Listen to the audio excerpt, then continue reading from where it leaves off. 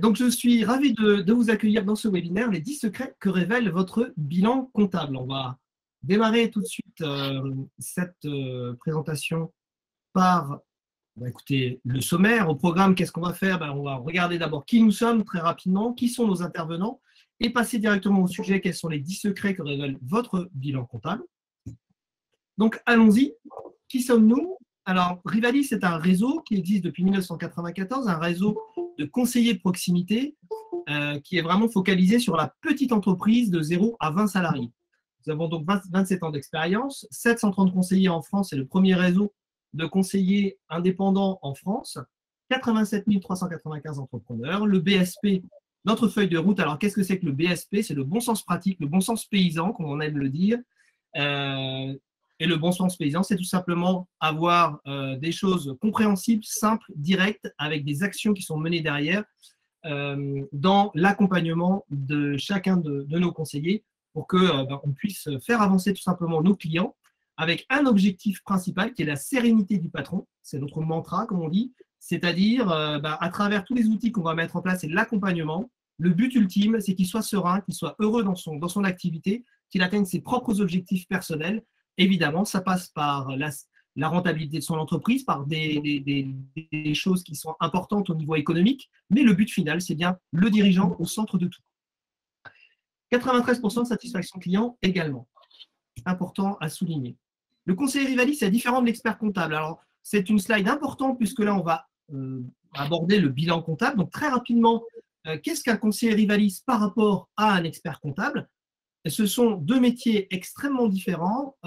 Évidemment, l'expert comptable est une profession normée qui existe depuis très longtemps et qui a un objectif qui est de regarder les chiffres, de les valider notamment.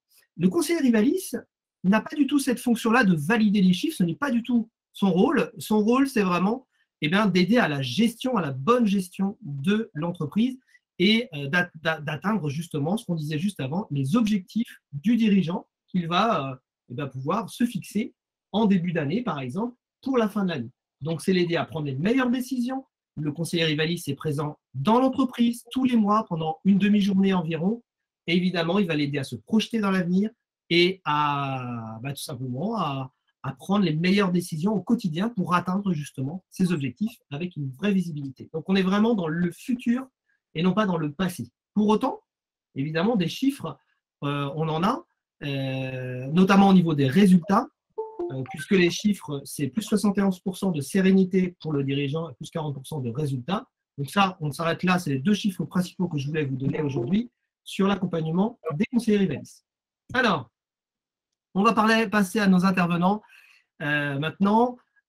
Adnan Kafil, Fabrice Abadi, bonjour. Bonjour Adnan, on va commencer par toi. Est-ce que tu peux te présenter quelques mots? Alors, Adnan Kafil, je suis conseiller Rivalis à Paris et je couvre principalement 93 et 92. J'ai des clients un peu partout et je copilote aujourd'hui principalement des entreprises artisanales, quelques auto-écoles et puis j'ai des commerçants et des restaurateurs. Donc, ravi de faire ce métier. Super. Fabrice, également, tu peux te présenter? D'où es-tu? Oui, bonjour à tous. Comme c'est indiqué sur la diapo, moi je suis basé à La Motte-Beuvron. Je travaille essentiellement sur la région, alors sur le Loir-et-Cher, Romorantin, Blois, et donc jusqu'à chez moi à La Motte. Et puis je suis également implanté avec des clients sur le Loiret, donc autour d'Orléans. Parfait.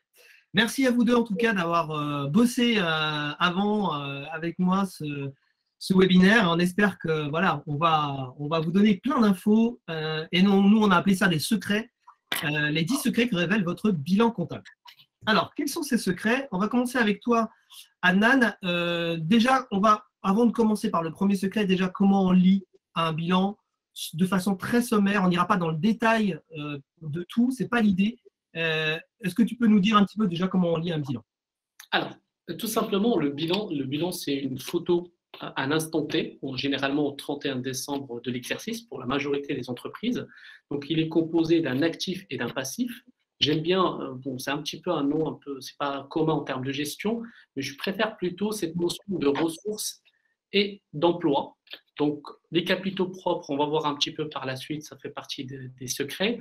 Donc, les capitaux propres, il y a, je dirais, le capital social plus les résultats accumulés pendant plusieurs exercices. Et on a le passif exigible, c'est soit des dettes d'exploitation, soit des dettes, on va dire, d'investissement. À côté de ça, on a l'actif immobilisé, donc tout ce qui est corporel, incorporel et financier. Donc là, on va voir un peu par la suite ce que ça veut dire. Et l'actif circulant, principalement, on a le poste stock et le poste client qui constitue, avec la disponibilité, qui constitue l'actif circulant. Voilà. Donc ça, jusque-là, on reste sur cette, je dirais, sur cette introduction purement basique et on passe au premier secret. Alors, par rapport à un bilan, il y a une photo, on peut avoir une photo économique, d'accord, de l'entreprise. Ça permet justement de savoir, en quelque sorte, deux notions qui sont très regardées par le banquier, par exemple, qui va peut-être financer un investissement. Donc, il va voir deux choses. L'endettement net de l'entreprise, c'est ce qu'on appelle la notion de solvabilité. Pour faire simple, si jamais l'entreprise elle doit s'arrêter, donc quel est l'ensemble des dettes de l'entreprise, que ce soit court terme ou long terme. Il y a un autre point, une autre notion qui est très regardée par un banquier, par exemple, et même surtout par rapport à un chef d'entreprise, par rapport à son besoin de fonds de roulement. Tout simplement, j'ai mon stock, j'ai mon poste client, moins tout ce qui est dette fiscale et sociale d'une entreprise. Donc, voilà. Il y a ces deux notions au point de vue économique qui voilà, vraiment, c'est des éléments sur lesquels un chef d'entreprise, il doit travailler justement pour donner une image plutôt très rassurante, surtout aux créanciers. D'accord. Donc l'actif immobilisé dont tu parlais, c'est en gros, moi j'ai une entreprise. Si jamais je vais voir un banquier et que effectivement il se rend compte que j'ai investi dans des locaux qui m'appartiennent, des choses qui ont une valeur et qui permettent, si jamais évidemment mon entreprise venait à fermer pour X raison, qui permettent au banquier d'avoir une espèce de garantie derrière de pouvoir se faire rembourser par exemple sur l'emprunt ou sur le prêt qu'il va t'accorder. C'est ça que tu veux dire? Exactement. Par exemple, si je prends un exemple de deux enseignes qui sont très connues, Galeries Lafayette et Le Printemps, il y a une qui possède ces murs et l'autre qui est locataire de ces murs. Donc, en termes de financement, un créancier ou un banquier, il va regarder pas la même, indépendamment de la rentabilité ou de la performance dans le cycle d'exploitation, il va voir cette notion, je dirais, purement économique, qu'est-ce qu'il possède. D'accord, parfait. Et le besoin en fonds de roulement, c'est plus effectivement l'activité au quotidien, ne pas se retrouver en manque d'essence, on va dire. Hein, c'est un peu ça. Voilà. Voilà. Donc, on va regarder par la suite ces deux notions un peu plus tard. Ok, je continue du coup? Oui. Alors, peut-être Fabrice, tu peux nous dire le secret numéro 2. Oui, tout à fait. Donc là, la photo patrimoniale, vous savez, quand on a un patrimoine, ça veut dire qu'on possède des choses. Eh bien, côté actif, on a les immobilisations corporelles. Qu'est-ce que ça peut être? C'est par exemple une entreprise qui exploite des brevets, qui a acheté des brevets, qui a besoin de ces brevets pour travailler. Eh bien, c'est du papier, en fait, un brevet, hein, vous le savez, mais ce sont des idées, c'est aussi des façons peut-être de travailler, mais c'est incorporel. On peut pas ça a une valeur, mais on ne peut pas le promener comme on pourrait déplacer une machine. Tout ce qui va être immobilisation corporelle, eh bien, ça peut être des gros investissements tels que des machines, mais ça peut être aussi des bâtiments. Et on a les immobilisations financières, ça c'est de l'argent qu'on a mis de côté et qui est bloqué temporairement en regard, par exemple, d'une dette financière. Et donc, on a immobilisé cet argent quelque part en garantie des dettes que l'on a fait par ailleurs. Dans les stocks, eh bien, ça, le terme est compréhensible, c'est des marchandises qui vont nous servir, pourquoi pas, à monter des murs si on est dans la maçonnerie, mais c'est également les encours, les encours qui vont vous permettre ensuite de travailler. Les encours, c'est des chantiers qui ont été déjà commencés, pour lesquels on a consommé des matières premières, mais qui n'ont pas encore été facturées. Et puis derrière, vous avez les créances clients. vos clients au 31 décembre, vous avez émis une facture, et puis les clients vont vous payer le 8 janvier. Et effectivement, au 31 décembre, le bilan est clos. On a enregistré la créance du client, c'est-à-dire le fait que le client vous doit de l'argent, et donc c'est de l'argent qui est virtuellement dans la société, puisqu'il a été facturé. Et à moins que ce soit un mauvais payeur, eh bien cet argent, vous le récupérez en trésorerie un petit peu plus tard. D'accord. Donc ça, voilà, donc ça c'est pour la partie de l'actif. OK. Et sur la partie passif, alors? Alors, passif, le terme est toujours difficile à comprendre, mais en fait, c'est extrêmement simple. Sur la partie capitaux propres, quand on crée une société, on va mettre quelques milliers d'euros, voire beaucoup plus, comme ce sont des très grosses sociétés. On va avoir des capitaux. C'est l'argent qu'on a déposé à la banque au moment de la création de la société. Alors aujourd'hui, on peut créer une société avec 1 euro de capital, mais en général, les banquiers aiment bien qu'on dépose un petit peu plus. Ça peut être 1000, 2000, 3000, un peu en fonction de ce que… Et plus la somme est importante et plus on a des investissements importants, plus ça paraît sérieux quand on a des capitaux propres qui sont assez importants. Et puis, on va avoir des provisions, ça c'est de l'argent qu'on a mis de côté. Les dettes financières, ben là, c'est si on a fait des emprunts à court ou moyen terme. Tout ce qui va être dette d'exploitation, ça c'est ce que l'argent que vous devez, par exemple, votre fournisseur vous a envoyé le 24 décembre, avant sa fermeture, il vous a envoyé la facture de vos derniers achats chez lui. Vous allez le payer début janvier quand vous rentrerez de congés des fêtes de fin d'année. Eh bien, vous avez cette dette parce que c'est votre fournisseur avec lequel vous travaillez pour vos productions. Et puis, il peut aussi y avoir des dettes fiscales et sociales qui correspondent, eh bien, pour les dettes sociales, c'est les charges sociales qu'on a à payer pour ses salariés, par exemple.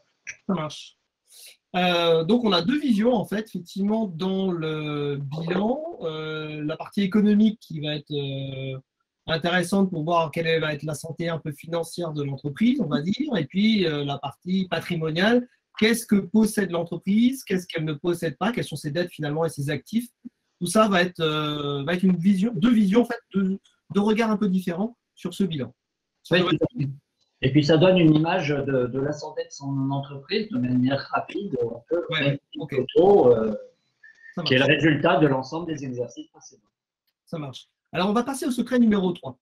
Ça, c'est une des clés de la santé financière de l'entreprise. On va faire un focus justement sur ses capitaux propres. Peut-être, Adnan, tu peux nous faire ce focus? Alors, comme disait mon collègue Fabrice, les capitaux propres, c'est on va dire, il y a principalement le capital social et les différents résultats cumulés durant plusieurs exercices. Donc, soit des bénéfices, soit des pertes. Maintenant, au point de vue, je dirais, santé financière, on n'a pas le droit, on ne peut pas avoir des capitaux propres négatifs si on veut continuer, d'accord? Donc, si on a des capitaux propres négatifs, il y a deux choses. Soit les associés vont se dire, on arrête l'activité, on liquide la boîte. Sinon, ils doivent faire un PV de continuité pour voir un peu comment faire. Est-ce qu'ils comptent gagner un peu plus d'argent, dégager plus de résultats, ou injecter de l'argent dans la boîte justement pour rendre ses capitaux propres positifs. Mais voilà, donc cette notion, c'est par rapport à un banquier, est-ce qu'il y a de l'argent dans la boîte ou pas? Donc si c'est négatif, on va dire, c'est même pas la peine, moi je suis un ancien banquier, c'est même pas la peine de déposer une demande de prêt. Voilà. Il faut travailler sur ce volet-là. Il y a des mécanismes qu'on peut faire, mais on ne peut pas présenter, par exemple, une demande avec des capitaux propres négatifs. Voilà. Ok. Ça, c'est un indicateur. Autre chose à voir sur les capitaux propres d'important? Alors, ça permet aussi de voir, par exemple, il y a deux éléments. Déjà, on va regarder le résultat de l'exercice en cours. Donc, c'est une case à part. Et puis après, on voit un petit peu la notion de report à nouveau. Quand on fait un résultat, donc soit on laisse l'argent dans la boîte, soit on distribue en dividende. Donc, cette ligne de report à nouveau, ce n'est que le cumul de l'argent laissé par les actionnaires au bénéfice de l'exploitation de la boîte. D'accord? Donc, voilà, en gros, les actionnaires, ils ont dégagé des bénéfices, mais ça n'a pas été récupéré en dividende. Donc, ils l'ont laissé dans la boîte. Pour un banquier ou pour un créancier, c'est un gage, quelque part, c'est un gage de confiance par rapport à des capitaux propres qui doivent rester positifs. Donc, on le voit ici, résultat de l'exercice, par exemple, 576 sur l'exemple, et le report à nouveau juste au-dessus, 9348. Exactement. Et on voit bien l'exercice avant, il y a une dette, quand il y a entre parenthèses, ça veut dire qu'il y a une perte subie lors de l'exercice précédent. Donc, ce que tu dis, c'est que le banquier, lui, il va regarder le résultat de l'exercice, bien sûr, mais aussi le report à nouveau. Ça montre la pérennité de l'entreprise, on va dire, sur plusieurs années, quoi. Exactement. OK. En tout cas, c'est un indicateur, évidemment. Autre chose ou on passe au secret numéro 4? À ce niveau, c'est suffisant dans le sens où HALT, faut pas qu'on a des capitaux propres négatifs. Ça, c'est. D'accord. Très bien. Bon. Alors, allons-y pour le secret numéro 4, les dettes. Fabrice, est-ce que tu peux nous en parler? Oui. Alors, avoir des dettes, c'est normal dans une entreprise. On emprunte, on a besoin d'argent pour faire fonctionner son activité. On a besoin d'argent pour investir, acheter des matières premières, pour acheter des engins si on est dans le BTP, par exemple. On peut aussi, dans les prestations de services, avoir besoin d'une imprimante, d'un copieur. Si on est architecte, on peut avoir besoin d'un gros copieur pour imprimer des plans en très grand format. Et donc, ça, c'est des investissements. Et du coup, on peut avoir besoin d'emprunter ou d'utiliser des solutions financières. Donc là, dans cette entreprise, c'est une entreprise de peinture. Vous voyez le bilan ici, c'est une petite entreprise de peinture où il y a actuellement la gérante et 2 salariés. Et là, très clairement, vous voyez la dette, l'emprunt dette qui est écrit ici, là, en 67 410, on passe de l'année passée 5 157 à 67 410. Alors, certes, elle s'est endettée, mais en face, ce que l'on n'a pas vu, c'est qu'il y a un bâtiment qui a été acheté. Elle a créé une boutique où elle vend des produits qui sont en relation avec son métier, à savoir des pots de peinture, entre autres, et puis quelques objets de décoration. Donc, en regard de cet investissement, eh bien, il y a un bâtiment quelque part qui est la garantie, puis en plus, apparemment, il a pris 25% de plus-value, donc c'est un bon investissement. Alors, ce que j'ai entouré en rouge, là, les 10 408 et les 4 342, par exemple, eh bien, ce sont des dettes fournisseurs. Alors là, la dette fournisseur, on pourrait se dire, bah, tiens, elle est passée de 4 000 à 10 000, elle a augmenté ses dettes chez le fournisseur. Alors, ça peut être 2 choses. Soit, effectivement, elle a fait une grosse commande peu avant la fin de son bilan, et donc, du coup, eh bien, elle n'a pas encore payé et la dette chez le fournisseur est maintenue. Soit, elle a peut-être eu une augmentation de son délai de paiement, et ayant cette augmentation de son délai de règlement, eh bien, mécaniquement, la dette fournisseur augmente, mais il n'y a rien d'anormal. Il y a eu une activité qui est en hausse, elle a plus de besoins chez ses fournisseurs, tout ça c'est normal.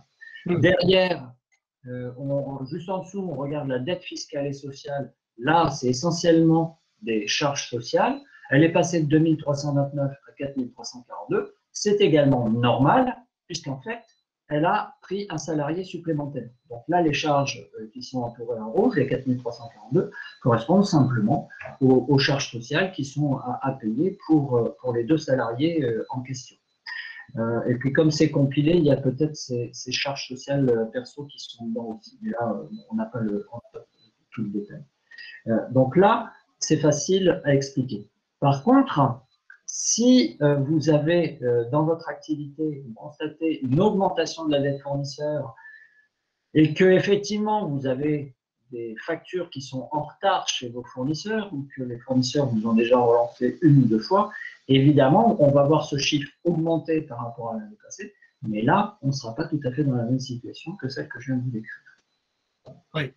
Donc, ça veut dire quoi? Ces dettes fournisseurs ça veut dire qu'il faut surveiller, cette dette, et qu'en tout cas, quand on la voit augmenter ou diminuer, avoir une explication, savoir dire pourquoi, et notamment si la banque demande des détails, expliquer simplement que c'est une augmentation normale du délai fournisseur, ou si c'est une commande qui a été prise le dernier mois du bilan pour pouvoir honorer un chantier dès la rentrée, dès le lendemain ou le surlendemain du nouvel exercice, en fait. D'accord. Peut-être le cas particulier du PGE là-dessus. Alors, le PGE, on va le retrouver dans les emprunts, hein. Ça va faire partie des dettes financières. Alors, le PGE, si vous avez profité du report de 2 ans, en fait, qu'est-ce qui va se passer? C'est que vous allez avoir encore pendant une partie, toute ou partie de votre exercice, eh bien, le capital qui va rester en dette, et simplement, la banque va vous prélever des intérêts pendant les 12 mois de report, et le capital sera remboursé dans les 4 années suivantes. D'accord. Donc là, pour l'instant, on peut ne pas voir effectivement ces remboursements tout de suite. D'accord. Donc, intéressant, ça c'est des indicateurs parmi tous les chiffres du bilan qui sont à surveiller, hein. Disons que c'est le reflet des actions qui ont été faites dans l'année en ce qui concerne l'emprunt. Là, c'est l'achat public. Et puis d'autre part, c'est le reflet de… J'ai fait des achats le mois de clôture de mon bilan et très logiquement, je les retrouve là. D'accord. Secret numéro 5, l'actif immobilisé. À toi, Adnan. Alors, par rapport à l'actif immobilisé, tout simplement ce que l'entreprise possède. Pour faire simple, ce qui a été expliqué un peu au début par Fabrice. Donc, on voit par exemple ici tout ce qui est immobilisation incorporelle, donc tout ce qui est brevet, fonds de commerce par exemple pour les restaurants, on le retrouve là. Tout ce qui est corporel, ça peut être un terrain, ça peut être un immeuble, ça peut être une construction, ça peut être du matériel, quelque chose de physique, corporel. Et puis, tout ce qui est immobilisation financière, c'est tout ce qui est, par exemple, un dépôt de garantie pour un métier spécifique. Ça me vient en tête un peu le dépôt de garantie pour les transporteurs de marchandises. Tout dépend du poids. Il y a un minimum de garantie qu'il faut bloquer. Ça fait partie des aspects réglementaires. Voilà. Donc ça, c'est les trois aspects liés à l'actif immobilisé. Maintenant, dans notre cas, tout à l'heure, mon cher Fabrice, il a parlé de l'emprunt qui a été pris pour justement financer une construction. On la voit bien ici à hauteur de 81 000 euros. D'accord? Oui, ici, là. Voilà. Et puis après, à côté, on a des éléments en lien avec immobilisation corporelle. Ça peut être des, comment dirais-je, un véhicule, quelque chose en plus qui est détenu par l'entreprise. Mmh. Donc, on voit bien aujourd'hui, on a le cas d'une entreprise artisanale. Il n'y a pas la notion il y a très peu d'incorporel, il n'y a pas une notion de fonds de commerce. On a plus la construction liée à l'investissement. Donc voilà. Et c'est un métier où on n'a pas une immobilisation, on va dire, financière exigée. D'accord ? Mais en tout cas, l'idée, c'est de voir un petit peu ce que l'entreprise possède. C'est ce qui représente un petit peu le cycle d'investissement d'une entreprise. Là, ça peut être intéressant, ce type de choses. On en parlait lors de nos précédentes réunions, je crois, pour donner une garantie aussi dans l'activité. Je crois que c'est Fabrice, toi, qui m'en parlait, d'une entreprise qui avait loué un espace qui coûtait très cher et qui, du coup, avait une garantie par rapport justement à ces immobilisations corporelles. C'est une association qui faisait de la formation professionnelle. Et cette association a été amenée, puisqu'elle était de dimension nationale, a été amenée à louer des palais des congrès, et notamment par exemple le palais des congrès de Paris. Et quand vous voulez faire un congrès sur 4 jours au palais des congrès de Paris, vous doutez bien que ce n'est pas gratuit. Vous devez réserver ça 2 ans à l'avance. Et en tant qu'association, eh bien, la difficulté, c'était de trouver des garanties. Et les banques n'étaient pas forcément prêtes à se porter garante. Et donc, cette association a investi, a acheté en fait 2 étages d'un immeuble parisien dans les beaux quartiers elle avait la capacité financière de faire cet emprunt. Et du coup, avec l'immobilier parisien, vous savez qu'il se dévalorise rarement, eh bien, la location, évidemment, du Palais des Congrès était beaucoup plus facile, puisqu'en regard de la location, eh bien, elle pouvait dire, oui, mais si je n'ai plus les moyens de vous payer, vous pourrez vous servir sur notre immeuble dans le 16e arrondissement. Oui, forcément.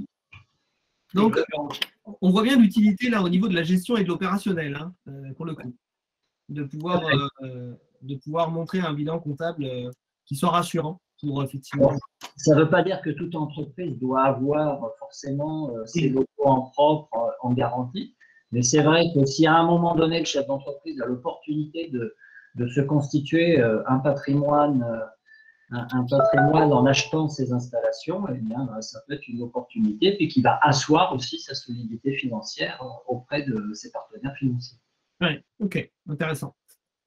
On va passer au 6e secret. Je rappelle en termes de timing, hein, on termine à 15 h. On va faire la présentation, on va essayer de tenir jusqu'à 14h45. Et après, vous aurez évidemment une séance de questions qu'on pourra aborder sur vos cas particuliers. Si vous avez des questions, ce sera entre 14h45 et 15 h qu'on pourra le faire. On était sur le secret numéro 5. Maintenant, on passe au secret numéro 6. Prévenez vos problèmes de trésorerie. La trésorerie, c'est un vaste sujet. Comment on peut faire le bilan comptable? Alors, effectivement, le problème de trésorerie, eh bien, on le retrouve aussi au niveau du bilan, puisqu'en fait, on va se retrouver là dans la partie gauche, là, où on voit l'actif. On a, alors c'est écrit petit, des marchandises.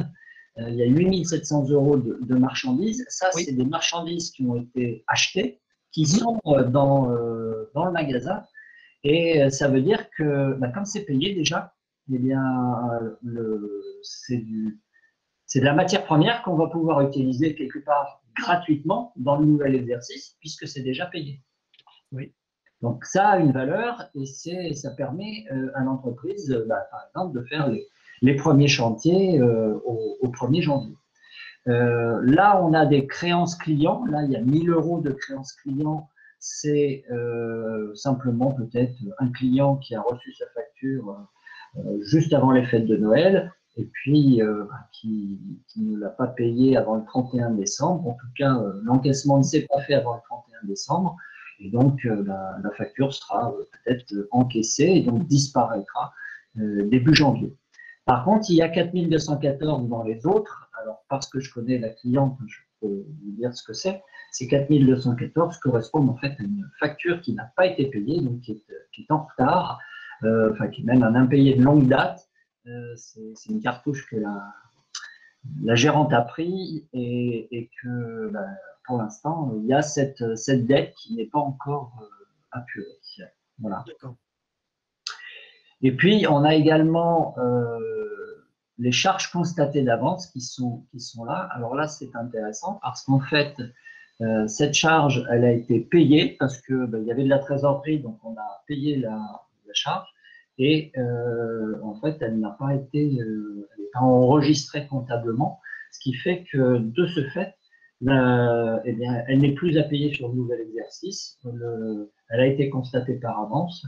Et comptablement, c'est un avantage puisque de toute façon, elle est déjà payée. Donc, elle ne sera plus à payer pour le nouvel exercice. D'accord. Qu'est-ce que nous apprend justement, si on fait la somme de tout ça, cet actif circulant justement par rapport à la trésorerie? C'est qu'il y a 22 000 €, oui, quasiment 22 000 € ici, qui permettent à l'entreprise de travailler. Ils vont permettre à l'entreprise de travailler, de redémarrer son premier exercice comptable. Et normalement, cette entreprise, elle a forcément une trésorerie saine. Elle a 5 400 € de disponibilité. Ça, c'est ce qui est sur le compte en banque. Elle a 8 700 € de marchandises. Elle peut démarrer. Alors, si tant est qu'on est d'accord qu'elle ait les bonnes références de pots de peinture par rapport aux clients, aux couleurs qu'ont demandé les clients, mais si elle a fait ses commandes en fin d'année pour pouvoir démarrer ses chantiers début janvier, elle a forcément les bonnes couleurs. Et donc, dès la première semaine de janvier, elle peut démarrer sans quasiment sortir un sou. D'accord. Oui, donc il faut quand même regarder un petit peu poste par poste pour Oui, voir si, ça correspond, tout à fait. voilà, si c'est exploitable pour l'année suivante, quoi.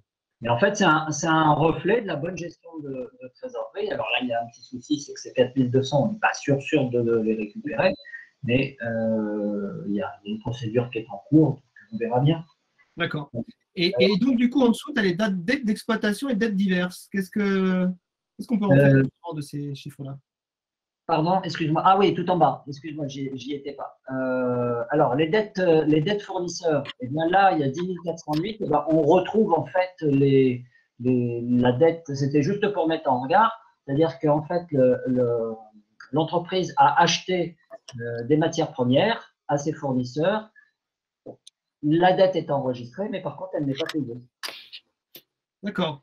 Et même chose pour les dettes fiscales, mais c'est ce que j'ai évoqué tout à l'heure. Oui, donc ça, en gros, en haut, on a ce que possède, entre guillemets, l'entreprise d'avance par rapport au prochain exercice. Exactement. Et en Et là, bas, on a ramené le tableau des dettes, oui. c'est ce qu'elle doit, on regarde, c'est ce qu'elle doit Et payer. c'est ce qu'elle doit en regard, notamment les dettes fiscales et sociales, Tout à fait. etc., qui sont à surveiller. Qui seront payés au début d'année, tout à fait. Oui, oui, et là, du coup, on est sur des dettes qu'il va falloir forcément honorer. Toutes les dettes sont pas honorées, mais là, on parle de l'URSSAF, on parle de dettes sociales et fiscales qui sont où on peut être effectivement. Voilà, il faut vraiment faire attention. Ah, je crois qu'il y a un petit micro qui s'est allumé. Alors, si vous pouvez juste l'éteindre comme ça, du coup. Ah, je ne sais pas qui a son micro ouvert. Je peux rajouter juste un petit point. Bon, on va continuer, je pense que la personne ne nous entend pas. Alors allons-y, continuons sur comment lire votre compte de résultat. Alors on va faire une petite prise de hauteur, Nan, sur le compte de résultat, puisqu'on était plutôt sur la partie bilan. Est-ce que tu peux nous faire, comme au début, un petit cours très rapide sur ce compte de résultat qui est important? Ça va être très simple. Un compte de résultat, il est composé de trois choses principales, à savoir le cycle d'exploitation, le cycle financier et un cycle, on va dire, exceptionnel. Donc, on va avoir un résultat d'exploitation, un résultat financier et un résultat exceptionnel. L'ensemble, la somme des trois résultats, c'est ce qui constitue le résultat avant impôt. Maintenant, on est tous chefs d'entreprise, c'est que le cycle d'exploitation, c'est le seul moment où on peut créer de la richesse. Et quand on voit, comptablement parlant, toute la partie, principalement chiffre d'affaires, la production stockée, voire les subventions d'exploitation reçues, par exemple pour les apprentis, les fameuses 8 000 €, on les retrouve ici. Donc, ça fait partie du produit d'exploitation, mais ce n'est pas du chiffre d'affaires.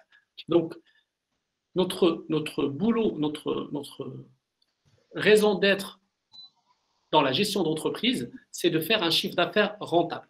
Et pour faire un chiffre d'affaires rentable, on doit prendre en considération toutes les charges d'exploitation. D'accord? Donc, les charges d'exploitation, j'achète de la marchandise, j'achète de la matière première pour transformer, j'achète de la sous-traitance, je paye mes impôts, mes taxes, ça fait partie. D'accord? Et il y a aussi une notion un petit peu, je dirais, fictive, dans le sens où il n'y a pas une sortie d'argent, toute la partie dotation aux amortissements, ce qu'on peut imaginer, on va dire, c'est l'amortissement, c'est la réduction, c'est l'usure au fil des années par rapport aux investissements qui ont été faits. D'accord. L'ensemble de ces éléments, ça nous donne le résultat d'exploitation. Christophe, est-ce qu'on peut passer sur l'autre slide? Donc, il y a une partie produits financiers. Produits financiers, tout simplement, c'est par exemple, je prends un exemple concret. Imaginons une entreprise qui a placé de la trésorerie à un taux par exemple 1%. D'accord? Cette partie intérêt viendra s'ajouter sur les produits financiers. À l'inverse, quand on a par exemple un investissement qui a été fait, ça nous coûte de l'argent, d'accord? L'intérêt de cet investissement-là, on le retrouve dans les charges financières. C'est juste deux exemples pour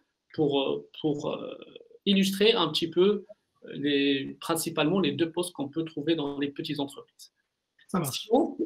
Sur la partie exceptionnelle, comme son nom l'indique, c'est un événement qui s'est passé qui est d'ordre exceptionnel. J'ai un cabinet de conseil, j'ai une voiture dans mes immobilisations parce que je l'ai achetée. À un moment donné, elle ne me plaît plus, je vais la vendre. D'accord? Cette vente viendra se rajouter, c'est un événement exceptionnel parce que je ne suis pas un vendeur de voitures. D'accord? Donc, c'est une sortie, donc c'est un produit exceptionnel. D'accord? C'est un plus. Maintenant, j'ai une facture que je suis sûr qui ne va pas être payée. À un moment donné, je peux la provisionner comme une charge exceptionnelle et je l'enlève un petit peu je fais baisser mon résultat avec.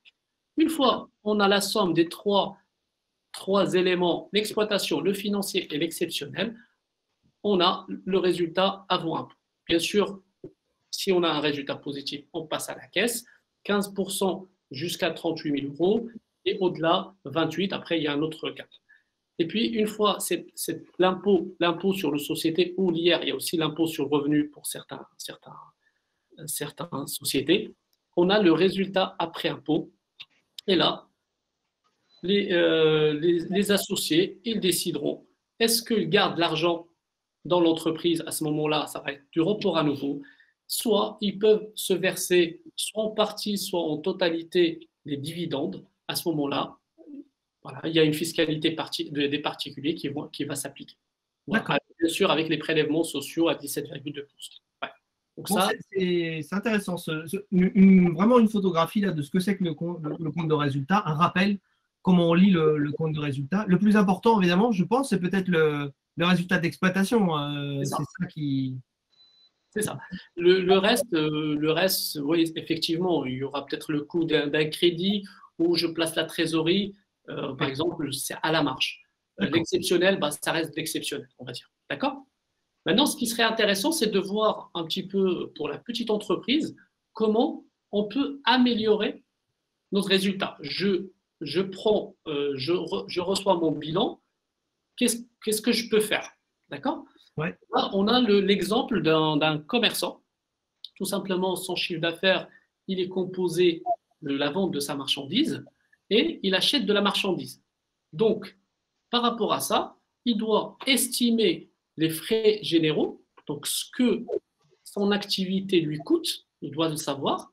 Donc, dedans, vous avez tout ce qui est salaire et charges sociales, vous avez tout ce qui est abonnement, loyer, etc., plus l'investissement, parce que l'investissement, ce qu'il a déjà dépensé en travaux, parce qu'à un moment donné, il faut qu'il le renouvelle. Donc, ça fait partie des frais généraux. Et donc, pour pouvoir sortir un résultat d'exploitation honorable, à un moment donné, il doit déterminer son niveau de marge, son coef de vente, pour pouvoir justement honorer ses frais généraux. S'il ne marche pas suffisamment, ou il ne fait pas suffisamment d'affaires pour couvrir ses charges, à un moment donné, il y aura un résultat d'exploitation négatif et on aura du mal à avoir je dirais, un cycle d'exploitation normal. C'est le début des difficultés, on va dire. Okay. D'accord. Voilà. Donc, le taux de marge, le coefficient de marge, c'est ça qu'il faut surveiller, hein, c'est ça, hein, par rapport à ce type de configuration d'entrepreneurs, les commerçants. Ce taux est important à surveiller. Hein, c'est ce que Exactement. En fait, c'est un élément très important. D'accord? On peut faire 1 million d'euros de chiffre d'affaires avec 1% de marge. Oui, on va dégager 10 000 euros. Avec 10 000 euros, qu'est-ce qu'on va couvrir? D'accord? Par contre, si on a 1 million d'euros avec 15% de marge, la donne, elle n'est pas pareille. D'accord? Donc maintenant, on surveille ce niveau de marge, mais aussi le niveau de chiffre d'affaires, parce qu'on ne paye pas des gens avec un pourcentage. On paye avec, on va dire, avec l'argent, avec des euros. D'accord? Donc voilà. Donc il y a les deux à surveiller. Le niveau de chiffre d'affaires, c'est ce qui reflète un petit peu l'attractivité du commerce. Et aussi, il faut que ça soit suffisamment rentable pour rester en activité. Ouais, le chiffre d'affaires pour l'attractivité et puis effectivement ce coefficient. Et si je peux rajouter un petit détail, c'est que bien sûr un œil aussi sur les stocks. D'accord? Les stocks, c'est de l'argent. Il faut avoir suffisamment pour ne pas avoir de la rupture. Il faut avoir des stocks sains parce que sinon, c'est de l'argent qui dort. On paye de la marchandise et qu'on n'arrive pas à vendre. Et probablement, à un moment donné, on sera obligé de la brader. Ça veut dire on va la vendre sans marge, voire à perte. Donc ça, c'est très important dans la gestion d'un commerce. D'accord. Okay. Alors, on va parler des restaurateurs maintenant. Donc, parce que, évidemment, c'est une question importante de savoir si l'entreprise gagne suffisamment d'argent. Et je pense que ici, il y a différentes configurations d'entreprises. Donc, on a voulu vraiment avoir ces différentes typologies d'entrepreneurs qui sont traitées. On a vu les commerçants. Sur les restaurateurs, Fabrice, qu'est-ce qu'on peut dire? Déjà que tout le monde le sait, quand on va au restaurant, entrée, plat, dessert, éventuellement bouteille d'eau, boisson alcoolisée ou pas, eh bien c'est ça qui va faire la recette finale du restaurateur. Maintenant, le restaurateur, il est confronté à deux aspects. La première chose, c'est qu'il a une partie de ses matières premières qui sont périssables. Après, il a des approvisionnements qu'il peut conserver. Évidemment, ces bouteilles de vin peuvent être conservées beaucoup plus longtemps. Mais la plupart de ces achats de matières premières, ceux avec quoi il va faire ses plats, eh bien, sont des matières périssables. Donc, la première chose, c'est-à-dire qu'il doit avoir un prix d'achat qui est optimal par rapport à la qualité et au plat qu'il veut élaborer. Et puis, la deuxième chose, c'est qu'il faut qu'il gère ses quantités. Donc, ce qui va faire la marge dans un restaurant, c'est bien sûr sa capacité à avoir une carte qui est séduisante et qui fait que les clients vont venir. La deuxième chose, c'est que les clients auront été séduits par la carte et en plus, ils vont être séduits par ce qu'ils ont dans l'assiette. Mais également, il faut qu'il ait une gestion pour qu'à la fin de la journée, eh bien, il ait le moins possible de matières premières qui restent dans le frigo et qui sont périssables. Et le troisième point, et j'en suis peut-être même au quatrième, c'est qu'il y ait une poubelle vide à la fin de la journée. Parce que quand la poubelle est remplie d'assiettes qui étaient trop pleines, et bien dans ces cas-là, ça veut dire que les gens, on leur a apporté des portions qui étaient trop importantes, et donc ça termine à la poubelle. Donc si la poubelle est vide, si son frigo, il a quasiment vidé tout ce qui est périssable, bien sûr, il peut y avoir des produits qu'on peut garder d'un jour à l'autre en fonction des dates de péremption, etc., mais je n'entrerai pas dans les détails. Eh bien, il va refaire ses courses le lendemain matin, reprendre du produit frais et en fonction, peut-être aussi bouger. Il sait très bien que le lundi, mardi, il a peu de monde et puis mercredi et jusqu'à la fin de semaine, c'est là où il va faire le plein. Et donc, en fonction de ses jours, de la fréquentation de son restaurant dont il a l'habitude, eh bien, il adaptera ses achats. Et donc, en fait, la marge, elle va être faite bien sûr par le prix des plats, le prix du menu, mais surtout par sa gestion des achats et de tout ce qui est périssable en particulier. Mais alors, là, il y a quelque chose effectivement qui me paraît essentiel, c'est que c'est bien de le savoir au moment du bilan comptable, mais il faudrait le savoir tout le temps, ça. Oui, ça veut dire qu'en fait, il peut y avoir un inventaire. Moi, j'ai par exemple un restaurateur qui fait des inventaires réguliers, alors sur des matières évidemment qui ne sont pas périssables, parce que si vous avez des légumes et que vous pouvez garder 2 jours maximum, vous ne faites pas l'inventaire des légumes, on est bien d'accord. Par contre, si vous avez des produits qui sont de grande valeur, en fait, ce restaurateur ne fait l'inventaire que des produits qui ont une forte valeur rapportée à leur poids. Donc, très clairement, il ne va pas faire l'inventaire du sel, mais par contre, si il a des produits, par exemple, il a des jambons, il a des jambons qui viennent d'Espagne de très haute qualité, là, il fait attention à surveiller s'il n'y a pas des pertes inutiles, etc. en fonction. Voilà. Donc, il y a un certain nombre de produits sur lesquels il fait très, très attention, notamment tous ces produits de grande valeur. Ok. Alors, et les 48, on va peut-être faire en synthèse les 2 derniers. Si on est artisan, Adnan, qu'est-ce qu'on peut dire? Alors, quand on est artisan, on a 2 choses. On vend de la marchandise. Je fais exprès de commencer par ça, parce qu'il y a aussi la notion, je prends l'exemple d'un plombier, d'un électricien. Donc, c'est un commerçant artisan avant qu'il soit artisan commerçant. D'accord? Donc, vraiment, cette notion que je sépare la vente de marchandises par rapport à la vente de services. Donc, la vente de services, c'est les heures, la main-d'œuvre qui va facturer lors on va dire, dans sa facture, c'est la partie main-d'œuvre. L'avantage, ce qu'il faut faire très très gaffe, c'est parfois on a tendance, ou ce que j'ai constaté en tout cas, c'est qu'il y a ce mélange entre main-d'œuvre et marchandises. D'accord, on fait des forfaits, mais on ne sait pas ce qu'il y a dedans. D'accord. Et l'achat de marchandises, qui normalement, pour moi, ce n'est pas une charge. J'achète, je vends. Il faut que je détermine une marge. D'accord. Donc, ce n'est pas une charge. Je ne vais pas limiter cette charge, heureusement, parce qu'il y aura des devis, des chantiers, etc. Donc, la première règle par rapport à ça, c'est vraiment cette séparation fondamentale entre le service et la marchandise pour qu'on puisse gagner suffisamment d'argent. Il y a un troisième volet pour certains, je dirais certains corps de métier qui vont faire appel à une autre spécialité, ça veut dire de la sous-traitance. Pareil, elle se traite comme de la marchandise, ça veut dire je sous-traite, mais je génère tout de même une marge parce que je prends en responsabilité un petit peu le chantier. Je suis responsable de ce que je fais. OK ? Ce qu'il faut surveiller dans une entreprise artisanale, c'est le niveau de frais généraux de la boîte et la partie surtout par rapport au nombre de salariés et le nombre d'heures que je dois vendre. À un moment donné, avant de recruter, il faut savoir est-ce que je vends suffisamment d'heures. D'accord ? Parfois, pour des problèmes d'organisation, on a l'impression qu'on est débordé par des chantiers. Eh ben, on commence à recruter et à s'engager. Il suffit juste, par rapport au carnet de commandes, on a un courant d'air, on se retrouve en difficulté. Il faut vraiment faire très attention à ça. La clé de la rentabilité d'une entreprise artisanale, au-delà du prix, au-delà de la marge, c'est aussi la gestion des chantiers, le suivi des chantiers et que la durée estimée dans les devis soit réellement celle exécutée. Parce que si on dépasse la durée, c'est bon, le chantier en question, je peux vous garantir, il sera à perte.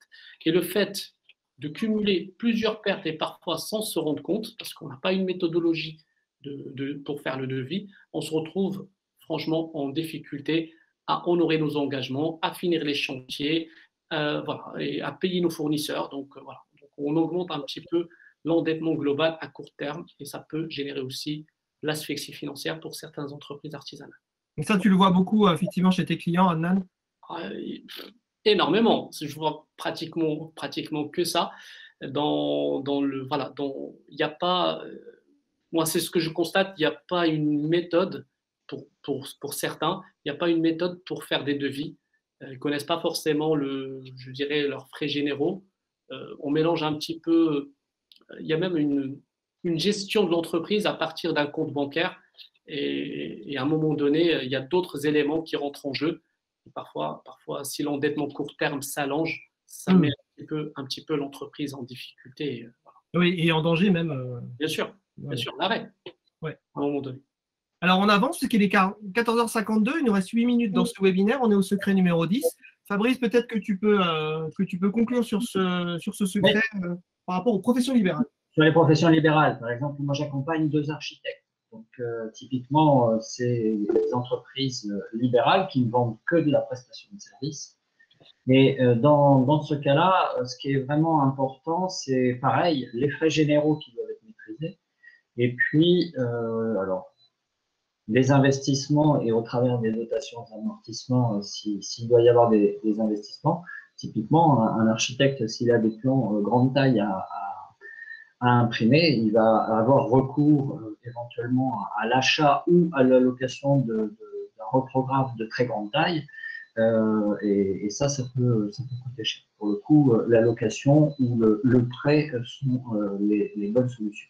Et donc, ça marge de manœuvre, parce que pour produire ces heures de service, eh bien, il va peut-être le faire lui-même, mais il aura peut-être aussi des salariés. Et c'est ces salariés productifs. Donc là, on va se retrouver exactement dans la même configuration que ce que vient d'évoquer Adnan. C'est-à-dire qu'il faut absolument que les salariés qui sont productifs soient vraiment très performants et traitent les dossiers dans le temps qui est demandé et qui a été budgété. Et donc là, on est typiquement dans le suivi des heures. Et là, en l'occurrence, mes deux architectes travaillent avec Henri et ont un suivi d'heures qui se fait effectivement systématiquement de façon à avoir si rentable à chaque fois.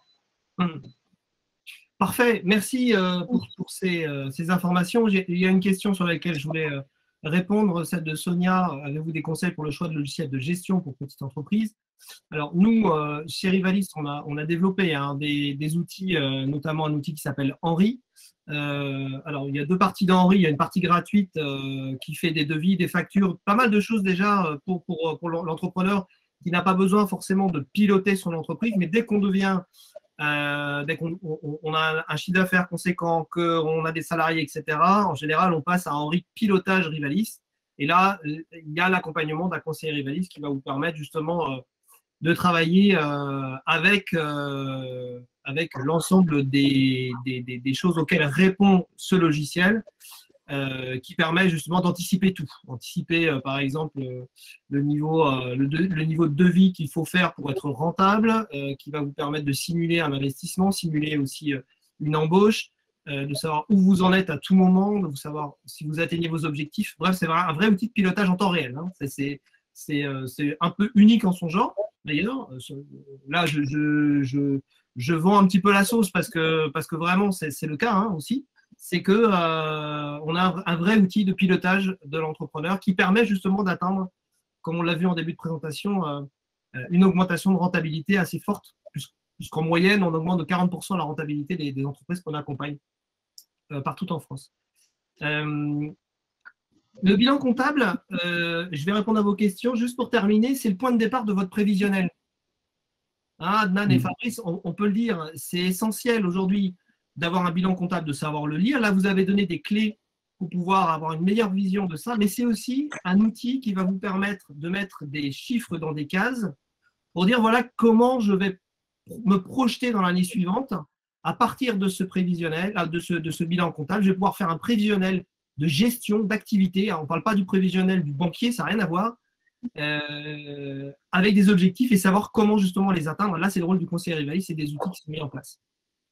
Et du coup, on peut répondre à la question de Kevin Garneau, qui nous dit qu'il a une bonne structure et qui se demande s'il peut envisager l'intégration d'un véhicule en location avec option d'achat. Alors, c'est important parce que c'est une location, donc ça n'est pas rester une location tant que l'option d'achat n'aura pas été finalisée. Et comme c'est une location, elle ne va pas rentrer dans le patrimoine de l'entreprise, ça reste une location. Et là, le prévisionnel d'activité que Christophe vient d'évoquer est important, puisque Kevin, comme ça, vous allez évaluer le chiffre d'affaires que vous avez la capacité de faire à partir du 1er juillet, puisque vous dites que votre bilan est au 30 juin. Et donc, du 1er juillet au 30 juin 2022, il faut que vous imaginiez le chiffre d'affaires que vous allez être capable de générer en fonction de votre activité. Et puis, à partir de là, vous allez décliner ce chiffre d'affaires mois par mois. Je ne sais pas si vous avez une saisonnalité dans votre métier, vous ferez ça en fonction de votre activité. Et mois par mois, vous allez décliner votre chiffre d'affaires. Vous allez également décliner vos dépenses mois par mois et vous allez ajouter le montant de la location. Et puis là, vous verrez bien si votre trésorerie survit au montant de la location, eh bien, vous pouvez y aller. Si vous voyez qu'il faut augmenter encore plus le chiffre d'affaires pour pouvoir financer la location, attention, warning, est-ce que vous avez la capacité pour faire ce chiffre d'affaires? Donc voilà, en 2 temps, on fait un prévisionnel d'activité et ensuite on le décline dans un tableau de trésorerie. Alors, juste par rapport je rajoute juste un petit point, Fabrice, par rapport à la capacité de financement. Donc, tout simplement, un banquier, il va regarder le résultat d'exploitation, d'accord? Il va rajouter la dotation aux amortissements principalement. Donc, il y a d'autres éléments qu'il faut regarder aussi, mais pour calculer ce qu'on appelle la capacité d'autofinancement. En gros, l'activité de l'entreprise, est-ce qu'elle est capable de prendre cette charge en plus? D'accord? Ça devient, c'est pas un investissement, mais c'est une charge d'entreprise qui ça peut être sympa sur le plan fiscal. Voilà, donc faire recours à LOA au lieu d'un investissement classique ou un crédit professionnel classique. Voilà, ça c'est par rapport à sa question. J'espère avoir répondu à la question. Allez-y, on a encore 1 minute normalement, on peut déborder un petit peu. Hein. Si vous avez des questions, allez-y, parce que Alors, là, vous avez Annan et Fabrice qui on a- peuvent vous répondre en direct. on a une question de Oui. Monsieur Boutier par rapport aux leviers pour diminuer les capitaux propres lorsqu'ils sont négatifs.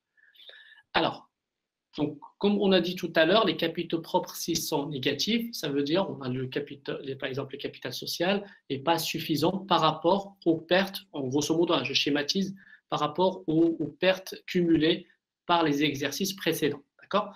Donc, il y a deux manières de faire. Soit on injecte de l'argent, c'est-à-dire on va augmenter les capitaux propres. Ça peut changer l'actionnariat ou pas, ça tout dépend de ce qu'il y a dans les statuts. Donc, on fait rentrer l'argent dans la société. On injecte l'argent pour augmenter d'une manière réelle les capitaux propres.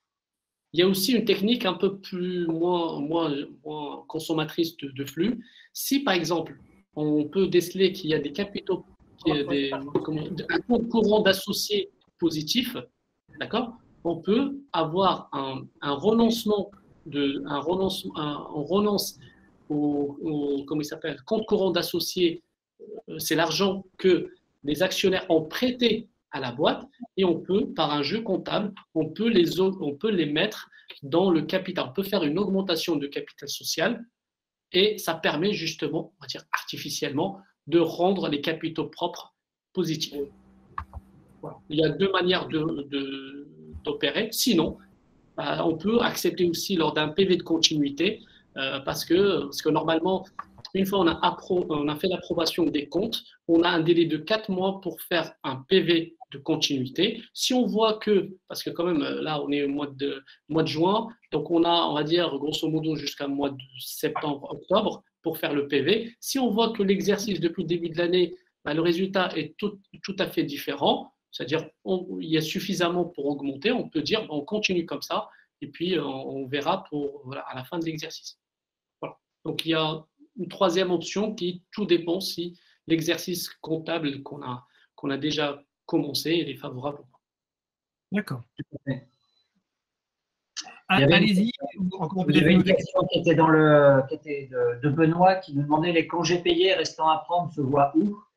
Je dirais déjà dans les bulletins de paye ou dans le bordereau que peut remettre la personne qui gère vos congés payés et qui gère vos documents sociaux. Et elle pourra, salarié par salarié, vous indiquer quels sont les congés payés qui restent à prendre. Et en tout cas, on les voit aussi sur chaque bulletin de paye. Et il y a aussi sur le bilan, on le retrouve en autre dette. Ça fait partie de la dette d'exploitation. C'est de la dette court terme. Ok, ça fait partie du passif exigible. Sandrine qui nous demande, est-ce que dans les IMO corporels, il peut y avoir des investissements pour le développement d'un site web et également pour la dette d'exploitation s'il y a un conflit avec un prestataire qui n'a pas fait son travail et refuse de payer sa dette. Comment cela se forme sur le bilan? Pour une dette d'exploitation. Alors, est-ce que dans l'immobilisation corporelle, il peut y avoir des investissements Alors, je dirais le site internet, je ne suis pas un expert comptable, loin de là. Quelque part, c'est un investissement, même si j'ai du mal à le mettre dans l'incorporel. D'accord? Donc, c'est un investissement, ça fait partie. Après, maintenant, c'est juste une question de montant. Si j'ai un site internet qui m'a coûté la bagatelle de 15 000, 20 000 ou 25 000, à un moment donné, on peut l'étaler sur plusieurs exercices. Maintenant, si c'est la majorité on va dire des petites entreprises, si ça coûte 1 500 €, généralement, on le classe dans les charges d'exploitation, dans le budget marketing. Voilà. Tout dépend, c'est une histoire de montant. Maintenant, quand on voit la dette d'exploitation, il y a un conflit avec un prestataire qui n'a pas fait son travail, refus de payer ses dettes, ok. Un conflit avec un prestataire qui n'a pas fait son travail. D'accord, donc c'est une dette fournisseur. Ok. Comment cela se formalise? Ça restera en litige, donc ça viendra sur la partie dette fournisseur. D'accord. Et moi, je conseille qu'il faut s'arranger plutôt à l'amiable, mais on va dire en termes d'écriture comptable, on le voit dans le dette fournisseur. Parfait. Bah, écoutez, il y a encore peut-être, on va prendre juste une dernière question. Est-ce que l'entrepreneur individuel peut être assujetti à l'impôt sur les sociétés? Non. Alors, entrepreneur individuel par définition, c'est une personne physique. C'est un peu comme une micro-entreprise, mais un peu plus. Voilà, il y a pas l'histoire de plafond. D'accord? Donc, l'impôt sur les sociétés, il y a déjà une société. Donc, si on est dans un format, dans une forme juridique SARL, donc SARL ou SAS par exemple, là, on peut opter pour l'IS ou l'IR. D'accord? Mais EI, non. D'accord. Parfait. Merci Anan, merci Fabrice pour vos précieux conseils. Avec plaisir. On a fait le tour de quelques questions en plus et ce que je vous propose tout simplement, c'est d'aller sur le site rivalis.fr, de regarder ce qu'on fait, de prendre contact évidemment avec votre conseiller Rivalis de proximité. On a pour certains vos numéros de téléphone que vous nous avez laissés, donc je pense que vous aurez aussi un petit appel d'un conseiller de proximité, voir si vous avez des besoins évidemment, pour que vous puissiez le rencontrer. En général, ils habitent à moins d'une heure de chez vous, donc ça c'est toujours bien d'avoir une personne voilà, avec laquelle vous allez pouvoir échanger d'entrepreneur à entrepreneur, puisque tous nos conseillers sont des chefs d'entreprise indépendants. Et donc, de pouvoir discuter tout simplement entre professionnels, c'est précieux et ça va vous permettre, j'espère, à tous de réussir dans tous vos beaux projets d'entrepreneurs parce qu'on aime ça chez Rivalis, l'entrepreneuriat, et on se bat tous les jours pour que les petites boîtes s'en sortent, parce que voilà, c'est notre trip à nous, c'est notre façon aussi de nous réaliser. Donc voilà, on espère que ce type de webinaire, en tout cas, vous plaît. On continue à les faire. On en a un tous les 15 jours. Donc, suivez-nous sur nos réseaux sociaux, etc., pour que vous sachiez quel va être le prochain. Je crois qu'on parlera prochainement justement du pilotage, mais de façon un peu plus spécifique. Donc voilà, on vous réserve la surprise. En tout cas, merci à tous. Merci Fabrice, merci Adnan. Merci. Merci, c'est un plaisir. Merci. Et un grand plaisir aussi de vous avoir avec nous. Et évidemment, on est tous à votre disponibilité pour vous accompagner. Avec plaisir. Je vous souhaite une très bonne après-midi à tous.